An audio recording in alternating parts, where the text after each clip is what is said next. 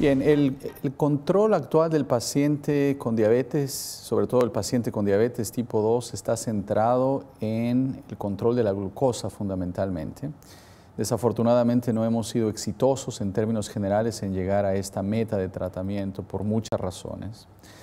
Y una de ellas es que es un proceso difícil de alcanzar a pesar de la implementación de terapias no farmacológicas y farmacológicas. Pero lo que ha sucedido en los últimos años, para hacer este panorama todavía un poco más complejo, es el reconocimiento de que no solamente debemos de centrarnos en el control de la glucosa, sino también en evaluar y tratar de controlar aquellas otras alteraciones que frecuentemente se presentan en la persona con diabetes. Y estoy hablando sobre todo del exceso de peso, del aumento de la presión arterial, de la alteración en la concentración de los lípidos, que hace que sea todavía mucho más difícil el alcanzar las metas de tratamiento. Sin embargo, sabemos que si solamente nos centramos en el control de la glucosa, el trabajo es incompleto. Y por eso creo que en la actualidad vale mucho la pena el tomar en cuenta en nuestras estrategias no solamente el efecto que tienen en la disminución de la glucosa, sino el efecto también en estos otros efectos importantes. Vale la pena centrarnos no solamente en el control de la glucosa, sino también en el control de estos otros factores que se presentan frecuentemente en el paciente con diabetes. Sabemos muy bien que los pacientes con diabetes que vemos en la gran mayoría de las ocasiones no presentan solamente el aumento de la glucosa como problema, sino la integración del famoso síndrome metabólico, que hace hincapié en el hecho de que frecuentemente se altera la presión arterial, los lípidos, hay exceso de peso, la famosa resistencia a la insulina. Y aunque existe cierta controversia en si vale la pena o no en catalogar a una persona como con el síndrome metabólico, porque al final las terapias que tenemos están enfocadas a cada uno de los componentes del síndrome como tal. Lo que sí creo que es muy importante es reconocer que el abordaje terapéutico del paciente debe de tomar en cuenta todas estas alteraciones. De lo contrario, seguiremos con esa visión glucocéntrica de solamente tratar de controlar, en este caso, las cifras de A1C sin importar el resultado que pueda tener, sobre todo el peso corporal, que cada vez va teniendo un mayor énfasis como uno de los elementos de tratamiento para el control de una persona con diabetes. De hecho, la postulación podría ser también que si controlamos, por ejemplo, el estilo de vida, bajamos el peso en una persona, por añadidura podríamos controlar los otros elementos del síndrome metabólico.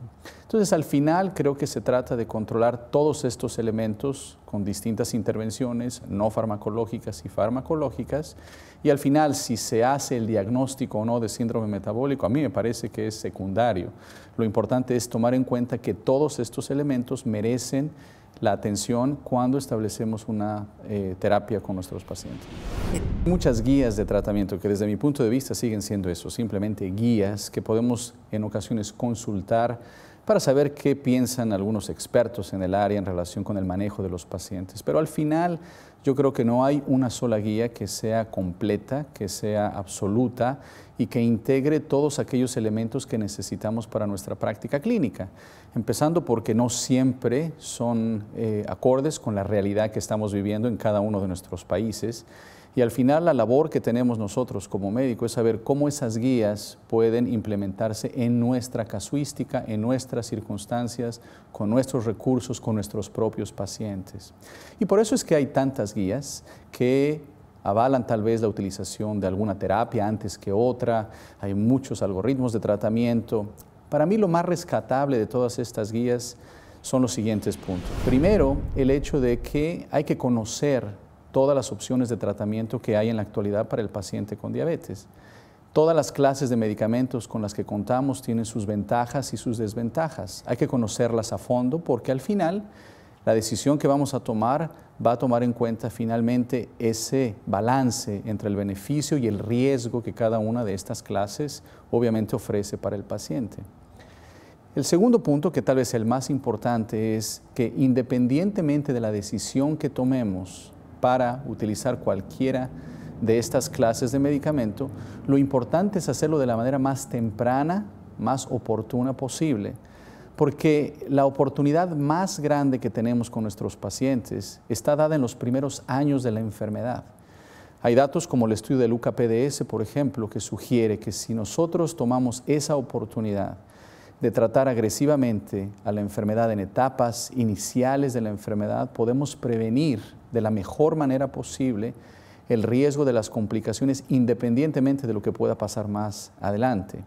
Obviamente que el mejor control sería el tratar de alcanzar las metas en todo momento, pero parece que de acuerdo con los nuevos datos hay ese espacio muy cercano al momento del diagnóstico en que tenemos la mejor oportunidad, y cualquier guía que nosotros utilicemos debe de ser incorporada con esta visión de identificar al paciente en etapa temprana, de tratar de utilizar los recursos que tengamos a la mano, pero tratando de alcanzar esta meta de tratamiento.